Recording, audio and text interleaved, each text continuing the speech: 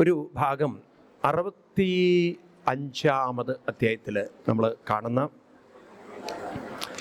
നൃക്കൻ എന്ന് പറയുന്ന ഒരു രാജാവിൻ്റെ കഥ. 64 ധാരാളം കഥകളുണ്ട്. മുഴുവൻ നമുക്ക് നോക്കാനുള്ളൊരു സമയമില്ലായ്മയേ ഉള്ളൂ. 64 നൃക്കൻ എന്ന് പറയുന്ന ഒരു രാജാവിൻ്റെ കഥ. രാജാവ് തൻ്റെ പിറന്നാളിൻ്റെ അന്ന് ദാനം ചെയ്യാൻ തീരുമാനിച്ചു. അപ്പം അദ്ദേഹത്തിന് തോന്നി, കണ്ടമാനം പശുക്കളുണ്ട് ആലയിൽ. അതിലൊരു 100 പശുക്കളെ ഒരു ബ്രാഹ്മണന് ദാനം ചെയ്തു. സ്വർണം തലയിൽ ഇങ്ങനെ കൊമ്പിൻ്റെ മുകളിൽ വെച്ച് കൊടുക്കും. അപ്പോഴാണ് സ്വർണം കിട്ടിയ പശുക്കളെ ദാനം ചെയ്യുക പറയുക. 100 പശുക്കൾ ദാനം ചെയ്തു. ഈ സമയത്ത് മറ്റൊരു ബ്രാഹ്മണൻ കയറി വന്നു. അപ്പോൾ അദ്ദേഹത്തിനും ദാനം കൊടുക്കാം. സ്വർണത്തിന് രാജാവല്ലേ, ക്ഷാമല്ല. അപ്പോൾ ഇതൊക്കെ തകിട് അടിച്ചു വെച്ചിട്ടുണ്ട്. ഈ തകിട് ഇങ്ങനെ കൊമ്പിൻ്റെ മുകളിൽ വെക്കുക, കൊടുക്കുക. അപ്പോൾ രണ്ടാമത്തെ ബ്രാഹ്മണൻ ദാനം മേടിക്കുമ്പോൾ ഒന്നാമത്തെ ബ്രാഹ്മണന് കൊടുത്ത പശുക്കളിൽ ഒന്ന് തിരിച്ച് ആലയിൽ കയറിയത് ആരും കണ്ടില്ല. കൂട്ടത്തിൽ നിന്ന് തിരിച്ചത് ആലയിലേക്ക് തിരിച്ചു വന്നു. രണ്ടാമത്തെ ബ്രാഹ്മണന് കൊടുത്ത പശുക്കളിൽ ഒന്നാമത്തെ ബ്രാഹ്മണന് കൊടുത്ത ആ പശുവും പെട്ടു. അതോടുകൂടി രാജാവും പെട്ടു. ഈ രണ്ടാമത്തെ ബ്രാഹ്മണൻ പശുവിനെയും കൊണ്ടുപോകുമ്പം ഒന്നാമത്തെ ബ്രാഹ്മണൻ, എനിക്കറിയില്ല ഗുരുവായൂരുകാരനാണോ എന്ന്, തടഞ്ഞു നിർത്തിയിട്ട് പറഞ്ഞു, ആ പശു എനിക്ക് തന്നതാണ്, എനിക്ക് തന്നെ വേണം. ഒരു തരത്തിലും വിട്ടുകൊടുത്തില്ല. രണ്ടാമത്തെ ബ്രാഹ്മണൻ പറഞ്ഞു, എനിക്ക് തന്നതാണ്, നിങ്ങൾക്ക് ഇങ്ങനെ തരിക? എനിക്ക് തന്നതല്ലേ? അങ്ങോട്ടും ഇങ്ങോട്ടും തർക്കം. ഈ പശു എൻ്റെയാണെന്ന് ആദ്യത്തെ ആള്, ഇതെനിക്ക് തന്നതാണെന്ന് രണ്ടാമത്തത്. രാജാവ് കൈ കൂപ്പിയിട്ട് പറഞ്ഞു, നിങ്ങൾ കലഹിക്കരുത്, ഞാൻ വേണമെങ്കിൽ ഇതിന് പകരം ഒരു 10 പശുക്കളെ തന്നോളാം, അല്ലെങ്കിൽ 100 തന്നോളാം. എങ്ങനെയെങ്കിലും നിങ്ങൾ എൻ്റെ പിറന്നാൾ കൊളാക്കരുത്. അപ്പോൾ ആദ്യത്തെ ബ്രാഹ്മണൻ പറഞ്ഞു, നിങ്ങൾ എനിക്ക് 100 വേണ്ട 500 വേണ്ട, എനിക്ക് അതന്നെ മതിയെന്ന്. അപ്പോൾ ഈ രണ്ടാമത്തെ ബ്രാഹ്മണൻ്റെ ഉള്ളിൽ പോയൊരു തോട്ട്, ഇത് തന്നെ വേണമെന്ന് പറയണമെങ്കിൽ അതിലെന്തോ ഒരു കാര്യമുണ്ട്, ആ പശുവിന് എന്തെങ്കിലും ഒരു പ്രത്യേകത ഉണ്ടാവണം. രണ്ടാമത്തെ ബ്രാഹ്മണൻ പറയും, എനിക്കതന്നെ മതിയെന്ന്. തോറ്റ് ഇനിയിപ്പോൾ എന്ത് ചെയ്യാൻ പറ്റും? ഇതിനെ പകുതിയാക്കി കൊടുക്കാൻ പറ്റുമോ? അവസാനം രാജാവ് പറഞ്ഞു, നിങ്ങൾ ഇങ്ങനെ എന്നെ ഉപദ്രവിക്കരുത്. എൻ്റെ ഒരു പിറന്നാൾ ഒരു പശുകാരനും കൊളായില്ലേ, ഒരൊറ്റ പശുകാരനും. അപ്പം അവർ പറഞ്ഞു, നിങ്ങൾ ഇങ്ങനെയാണോ ദാനം ചെയ്യേണ്ടത്? ശ്രദ്ധയില്ലാതെയാണോ ദാനം ചെയ്യേണ്ടത്? ബോധത്തിൽ ദാനം ചെയ്യണ്ടേ? നോക്കണേ, കയ്യിൽ നിന്നും പശു പോയി, ഇപ്പം ചീത്തയും കേൾക്കേണ്ട അവസ്ഥ വന്നു. എന്ന് മാത്രമല്ല, രണ്ടും കൂടെ ഒറ്റ ശാപം, നീ ഓന്തായി പോട്ടെ എന്ന്. ഈ കഥ കേട്ടപ്പോൾ എന്താ നിങ്ങൾ മനസ്സിലാക്കുക? ജന്മം ഉണ്ടെങ്കിൽ ദാനം മാത്രം കൊടുത്തു പോരുത്, അല്ലേ? അങ്ങനെയല്ലേ കഥ കേട്ടാൽ മനസ്സിലാവുക? ഈ പാവം രാജാവ് ഇതാ കിടക്കണ ഓന്ത്. ഈ ശരിക്കും പറഞ്ഞാൽ ശാപം വളരെ കറക്റ്റാണ്. അങ്ങനെ ഓന്തായി ജനിച്ചവരാണ് പിന്നീട് രാഷ്ട്രീയക്കാരായി മാറുന്നത്. അതാണ് ഈ കേരളത്തിലെ അവസ്ഥകളൊക്കെ. സത്യത്തിൽ ഇന്നൊരു രാഷ്ട്രീയമല്ലേ, നാളെ അവർ മാറിയിട്ടുണ്ടാവും, അല്ലേ? ശരിയല്ലേ? ഞാനിപ്പം ഇങ്ങോട്ട് വരുന്ന സമയത്ത് തന്നെ ഒരു ഫ്ലാഷ് ന്യൂസ് ഉള്ള ശശി തരൂർ BJPക്ക് പോകുമെന്നുള്ളതാണ്. ആലോചിച്ചൊക്കെ, ഇന്നലെ വരെ കോൺഗ്രസ്സായി നടന്ന ആൾ ഇനിയിപ്പോൾ പിണറായി വിജയൻ BJP ആവുമെന്ന് എനിക്കറിയില്ല. അല്ല, കാലം അതാണ് പോകുന്നത്, കാലത്തിൻ്റെ പോക്കതാണ്. ഇവരൊക്കെ ഇന്നലത്തെ രാഷ്ട്രീയമല്ല, ഇവർ കഴിഞ്ഞ ജന്മം ഓന്തായിരുന്നോ എന്ന് എനിക്ക് നല്ല സംശയമുണ്ട്. കാര്യത്തിന് നല്ല തൊലിക്കട്ടി വേണം. കാരണം ആശയത്തിനേക്കാളും വലുത് ആമാശയമാകുമ്പോൾ എവിടെയാണ് ആമാശയം കുറുതൽ നിറയ്ക്കാൻ പറ്റുന്നത്? അപ്പോൾ അവരങ്ങോട്ട് ചാടിയിട്ടില്ലെങ്കിൽ അത്ഭുതമുള്ളൂ. ഏതായാലും പാവം ചെന്ന് വീഴുന്നത് കൃഷ്ണൻ്റെ ദ്വാരകയിലുള്ള കിണറ്റിലാണ്. കൃഷ്ണൻ്റെ കുട്ടികൾ പന്ത് കളിക്കുകയായിരുന്നു. അവരുടെ പന്ത് കിണറ്റിപ്പോയി. അപ്പോൾ ഈ സമയത്ത് കുട്ടികളൊക്കെ കൂടെ കൃഷ്ണൻ്റെ അടുത്ത് ചെന്നിട്ട്, ഡാഡി പന്ത് പോയിരിക്കുകയാണ്, ആ പന്തൊന്ന് എടുത്ത് തരണം എന്ന് പറഞ്ഞപ്പോൾ കൃഷ്ണൻ പന്തെടുക്കാൻ നോക്കുമ്പോൾ ഓന്ത് കിടക്കണം. ഇതെവിടുന്നാ ഓന്ത് വന്നിരിക്കുന്നത്? എന്നാൽ പിന്നെ ഓന്തിനെ എടുത്ത് പുറത്തിടാം എന്ന് വിചാരിച്ചിട്ട് അതിനെയൊക്കെ പുറത്തിടുമ്പോഴാണ് പെട്ടെന്ന് നൃക്കൻ രൂപത്തിൽ വന്നത്. താങ്കൾ എന്താ ഇവിടെ ഓന്തിൻ്റെ രൂപത്തിൽ നിന്ന് പറഞ്ഞു? ഒരു ദാനം ചെയ്തതാണ്. ഒരു പശു കാരണം ഞാനിന്ന് ഒന്നിൻ്റെ അവസ്ഥയെ അല്പം ഒരു ശ്രദ്ധ വെച്ചിരുന്നെങ്കിൽ അപകടം ഉണ്ടാവില്ല. അതിന് കൃഷ്ണൻ കൊടുക്കുന്ന മറുപടി ഉഗ്രനാണ്. 64-ാം അധ്യായത്തിൽ 33, 34, 35 ശ്ലോകങ്ങൾ കൃഷ്ണൻ അതിന് വ്യക്തമായൊരു മറുപടിയാണ് കൊടുക്കുന്നത്.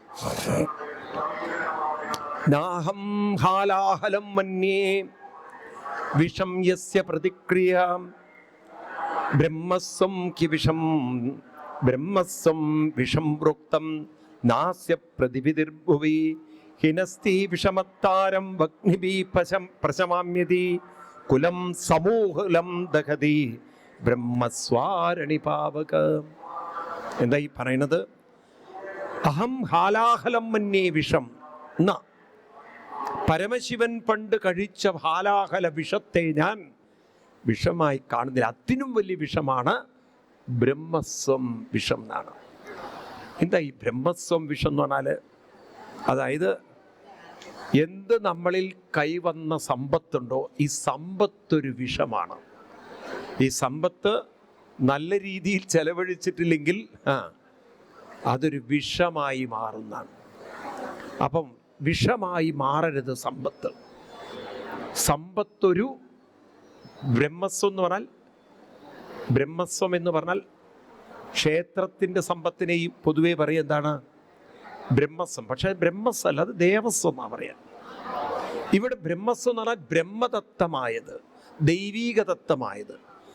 അങ്ങനെ നമുക്ക് കർമ്മങ്ങളാൽ കിട്ടുന്ന നല്ലതെല്ലാം അവനവൻ്റെ സ്വാർത്ഥത്തിനുപയോഗിച്ചാൽ, അവനവൻ്റെ മാത്രം സുഖത്തിനുപയോഗിച്ചാൽ അത് ഹാലാഹലത്തേക്കാൾ വിഷമാവും. എന്ന് മാത്രമല്ല, കുലം സമൂലം ദഹതി എന്നാണ്. അവസാനം കുലം തന്നെ ഇല്ലാതായിത്തീരുന്നതാണ്. അത് നിങ്ങൾ നോക്കൂ, പണത്തിന് ആർത്തി പൂണ്ട് ജീവിക്കുന്ന അവസാനം കുലം മുഴുവൻ നഷ്ടപ്പെട്ടു പോകുന്ന ആളുകളില്ലേ ലോകത്തിൽ? ഉണ്ടോ ഇല്ലയോ? അതിൻ്റെ ഏറ്റവും വലിയ തെളിവല്ലേ ഒരു കാലത്ത് ഭാരതത്തിൽ ആക്രമിച്ച മുഗളന്മാരുടെ ചരിത്രം എവിടെ ഉണ്ട്? അവരെ വംശം പോലും ഇല്ല. നോക്കൂ, എല്ലാം തകർന്ന് തരിപ്പണമായി പോയില്ലേ? ഭാരത സംസ്കൃതി എന്ന് പറയുന്നത്, ഭാരതത്തിൻ്റെ ഉജ്ജ്വല സംസ്കാരം എന്ന് പറയുന്നത് തപസ്, ദാനം. എന്താണ്? തപസ്സിൻ്റെയും ദാനത്തിൻ്റെയും ഒരു സംസ്കാരം നിറഞ്ഞതാണ് ഭാരത സംസ്കാരം. അപ്പം നമ്മുടെയൊക്കെ വീടുകളിൽ പണ്ട് എണീറ്റ് വിളക്ക് കൊളുത്തുന്നോ, നാമം ജപിക്കുന്നോ, വ്രതങ്ങൾ അനുഷ്ഠിക്കുന്നു. പല ശബരിമലയ്ക്ക് പോലും വ്രതം അനുഷ്ഠിക്കില്ലേ? അതൊരു തപസ് തന്നെയാണ്. ആണോ? അമ്മമാർ തിരുവാതിര അങ്ങനെ പലതും അനുഷ്ഠിച്ചിരുന്നു. ആണോ? കുളിച്ച് രാവിലെ ഈറനോടുത്ത് അമ്പലത്തിൽ പോയ കാലം ഉണ്ടായിരുന്നില്ലേ? അതൊക്കെ ഒരു തപസ് തന്നെയാണ്. അവർക്ക് ദാനം കൊടുക്കാനുള്ളൊരു വലിയ മനസ്സുണ്ടായിരുന്നു. അതാണ് ഭാരതത്തിൻ്റെ പ്രത്യേകത. ഒന്നും അവനവൻ്റെ സ്വാർത്ഥതയ്ക്ക് വേണ്ടി എടുത്തു വെക്കരുത്. മനസ്സിലായില്ലേ? ഒരു കാലത്ത് ബ്രാഹ്മണ സമൂഹങ്ങളൊക്കെ ഈ ഭാരതത്തിൽ വളരെ സമ്പന്നരായിരുന്നു. കാരണം ക്ഷത്രിയന്മാർ സമ്പത്ത് മുഴുവൻ മാനേജ് ചെയ്യാൻ ഏൽപ്പിച്ചത് ബ്രാഹ്മണരായിരുന്നു. ആ കുലങ്ങൾ മുഴുവൻ ഉന്മൂലനം വന്നു പോയത് എന്താണ്? അവരവരുടെ സ്വാർത്ഥത്തിന് ഉപയോഗിച്ചു സമ്പത്തിനെ. ഏത് ആള് സ്വാർത്ഥത്തിന് വേണ്ടി സമ്പത്ത് ഉപയോഗിക്കുന്നോ അതാണ് ഏറ്റവും വലിയ വിഷം. ഭാരത സംസ്കാരം പഠിപ്പിക്കുന്നത്, ആചാര്യസ്വാമികളൊക്കെ പറയും, ജീവിതത്തിൽ എപ്പോഴും ഈ ഒരു കൃത്യനിഷ്ഠ കൊണ്ടു നടന്നാൽ നല്ലതാണ്. എന്താണ്? ഗേയം ഗീതാ നാമസഹസ്രം, ഗേയം ഗീതാ നാമസഹസ്രം. ഡെയിലി എന്ത് ചെയ്യണം? വിഷ്ണു സഹസ്രനാമം, ഗീത, ഏതെങ്കിലും ഒരു ഭഗവത്ഗീതയോ അല്ലെങ്കിൽ ഭാഗവതോ നാരായണിയോ ഒന്ന് വായിക്കോ. ഡെയിലി ഒരു ശ്ലോകമെങ്കിലും. ദേയം ശ്രീപതി രൂപമജസ്രം. കുറച്ചു നേരം ഇരുന്ന് ജപിക്കുകയും ധ്യാനിക്കുകയോ ചെയ്യൂ. നേയം സജ്ജന സംഘേ ചിത്തം. എവിടെയൊക്കെ സത്സംഗങ്ങളുണ്ടോ അല്പനേരെങ്കിലും പോയിരിക്കൂ. ഒരുപക്ഷെ ചെറിയൊരു വാക്കായിരിക്കും നമ്മുടെ ജീവിതത്തിൽ പരിവർത്തനം വരുത്തുന്നത്. ചെറിയൊരു വാക്കായിരിക്കും. ഒരു ബ്രാഹ്മണൻ പണ്ട് ആത്മഹത്യ ചെയ്യാൻ പോകുന്ന സമയത്ത് സത്സംഗം കേൾക്കുമ്പോഴാണ് ജീവിതത്തിൻ്റെ പരിവർത്തനം മനസ്സിലാവുന്നത്. ആ പരിവർത്തനത്തിലൂടെയാണ് അദ്ദേഹം ലോകം മുഴുവൻ പാടി നടന്നത്. നായം ജനോമേ സുഖദുഃഖഹേതു നദേവദാത്മാ ഗൃഹകർമ്മകാല മനഃപരം കാരണമാമനന്തി സംസാരചക്രം പരിവർത്തയേത്. ആ ഒരു വിവേകം വന്നു. മനസ്സ് തന്നെയാണ് എനിക്ക് സംസാരചക്രം ഉണ്ടാക്കുന്നതെന്ന്. ഇതാണ് സത്സംഗത്തിൻ്റെ മാത്രം. നേയം സജ്ജന സംഘേ ചിത്തം ദേയം ദീനജനായ ച വിത്തം. ഉള്ളതിനെ മറ്റുള്ളവരുമായി നല്ല കാര്യങ്ങൾക്കൊക്കെ ചെലവഴിക്കുക. എവിടെ നല്ല കാര്യങ്ങളുണ്ടോ അതിനൊക്കെ അവനവൻ്റെ ഒരു സമ്പത്തിൻ്റെ ഒരു അംശം കൊടുക്കുക. അപ്പോഴാണ് ലോകത്തിൽ നല്ല കാര്യങ്ങൾ ചെയ്യുമ്പോൾ നിങ്ങൾ ചെയ്യുന്ന നന്മയാണ് തലമുറകളുടെ പുണ്യമായി മാറുന്നത്. നല്ലത് ചെയ്യുമ്പോഴാണ് തലമുറകൾക്ക് അതുകൊണ്ട് പറയൂ പുണ്യമായി മാറുന്നത്. അത് ഭാരതത്തിൻ്റെ രക്തത്തിലുള്ളതാണ്. അതാണ് ഭാരത സംസ്കൃതിയുടെ മഹത്വം എന്ന് പറയുന്നത്. മനസ്സിലായില്ലേ? അപ്പോൾ നോക്കൂ, ഹിന്ദുക്കളുടെ ആ സംസ്കൃതിയുടെ മഹത്വം അല്ലേ അത്? ആണോ അല്ലയോ? അത് മര്യാദയ്ക്ക് കൊണ്ടു നടന്നാൽ മതിയിരുന്നു. അത് ഇത്രേ വേണ്ടു.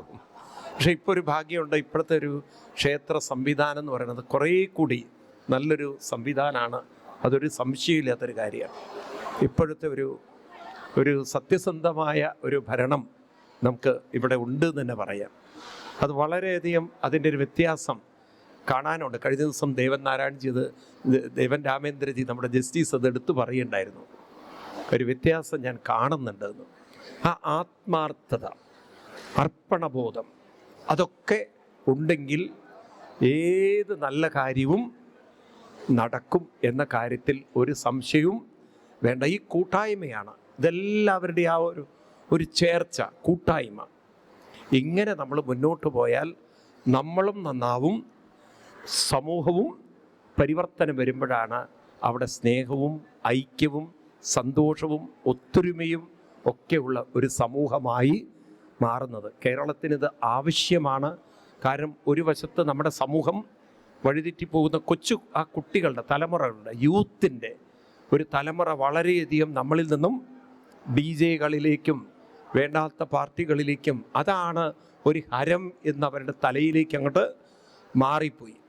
അവർക്ക് ഇത്തരം കാര്യങ്ങളിൽ വരാനുള്ള ഒരു താല്പര്യം വളരെ കുറഞ്ഞുപോയി. ഇതെങ്ങനെ കൊണ്ടുവരണം എന്നത് വളരെ ആത്മാർത്ഥമായിട്ട് എല്ലാവരും ഒന്ന് ചിന്തിക്കേണ്ട വിഷയമാണ്. ഇനിയിപ്പോൾ ഏപ്രിൽ മെയ് മാസങ്ങളാണ് നമ്മുടെ കയ്യിൽ കിട്ടുന്നത്. ആ മാസങ്ങളിലൊക്കെ നമുക്ക് കുറച്ചെന്തെങ്കിലും കുട്ടികൾക്ക് വേണ്ടി ചെയ്യാൻ സാധിക്കുകയാണെങ്കിൽ തീർച്ചയായിട്ടും ആ കുട്ടികൾ ഈ ഒരു സംസ്കാരത്തിലേക്ക് വന്നാൽ, ഇതിൽ ലഹരി കിട്ടിയാൽ, ഇതിലൊരു ഇഷ്ടം വന്നാൽ അവരെ വഴിതെറ്റിക്കാൻ ആർക്കും, ഒരു കുട്ടിയും അറിഞ്ഞ് വഴിതെറ്റുന്നതല്ല.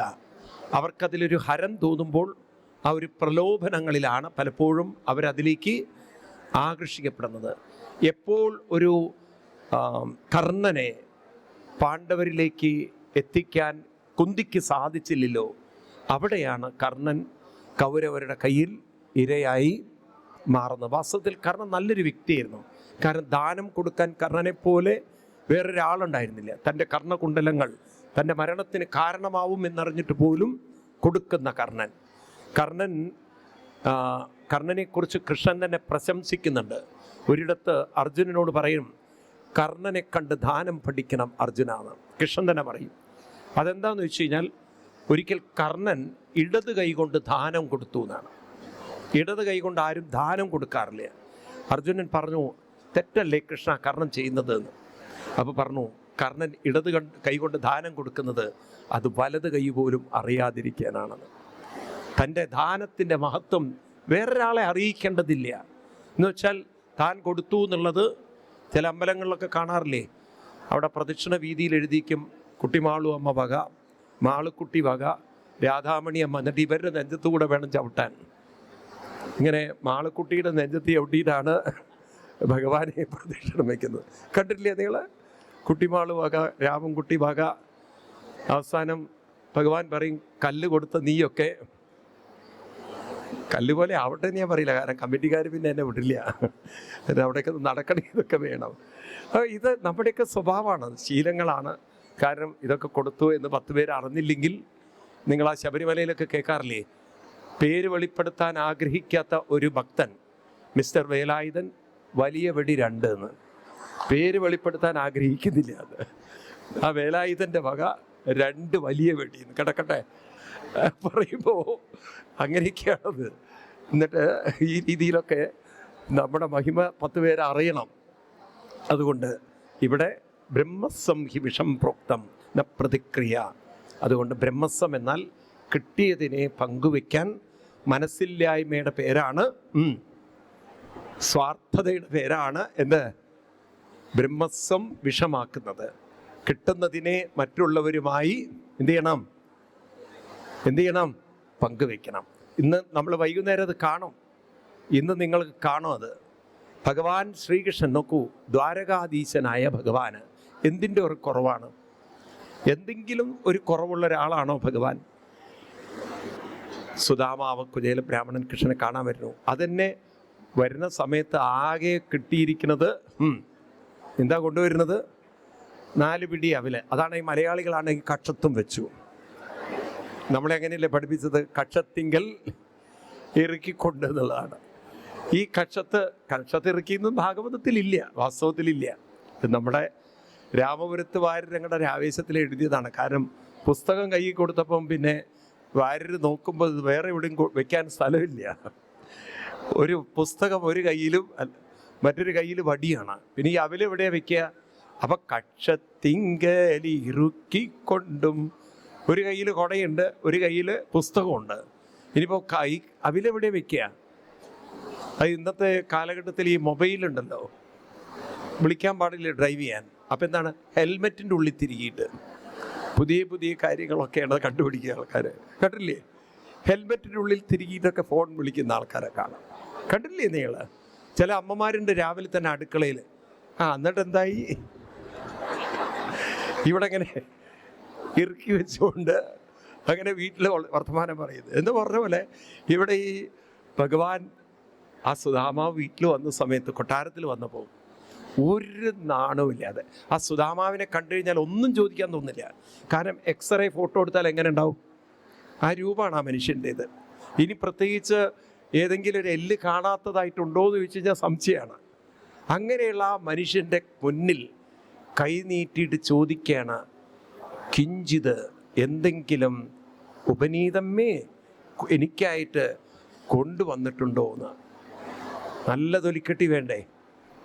നല്ല തൊലിക്കെട്ടി വേണ്ടതിന് വേണ്ടേ? ഒന്നുമില്ല, ദാരിദ്ര്യത്തെ ജീവിക്കുന്ന സുധാമാവിൻ്റെ മുന്നിൽ കൈ നീട്ടിയിട്ട് കൃഷ്ണൻ ചോദിക്കുകയാണ്, ഭവതാ ഗൃഹാത്, അവിടുത്തെ വീട്ടിൽ നിന്ന് വരുമ്പം എനിക്കെന്താണ് കിഞ്ചിതാനി കൊണ്ടുവന്നിട്ടുണ്ടോ എന്ന്. നിങ്ങളാണെങ്കിൽ ഹാർട്ട് അറ്റാക്ക് വന്ന് ചെത്തിട്ടുണ്ടാവും. എന്നാൽ സുധാമാവിൻ്റെ മുന്നിൽ എന്നിട്ട് കൃഷ്ണനുണ്ടല്ലോ, അതിനൊരു ന്യായീകരണം വെച്ചു. പത്രം പുഷ്പം ഫലം തോയം യോമേം ഭക്തിയാ പ്രയച്ഛതി. എനിക്ക് വലിയ കാര്യമൊന്നും വേണമെന്നില്ല, എനിക്കൊരു ഇലയായാലും മതി എന്നൊക്കെ കൃഷ്ണൻ പറയുന്നുണ്ട്. എന്നാൽ സുധാമാവാണെങ്കിൽ അതിൻ്റെ അപ്പുറത്ത് ഇതൊക്കെ ചോദിച്ചിട്ട് കയ്യിൽ അവിലുണ്ട്, കക്ഷത്തല്ലേ അവിലുണ്ട്, അത് കൊടുത്തില്ല എന്നാണ്. അത് ഒളിപ്പിച്ചും വെച്ച് കളഞ്ഞു, കൊടുത്തില്ല ഭഗവാന്. എനിക്ക് തോന്നുന്നു ഒരു പക്ഷേ ഭഗവാൻ ചോദിച്ചിട്ടും ഭഗവാന് കൊടുക്കാതിരുന്ന ഒരു വ്യക്തി ഈ സുധാമാവ് മാത്രമാവും. കൊടുത്തില്ല.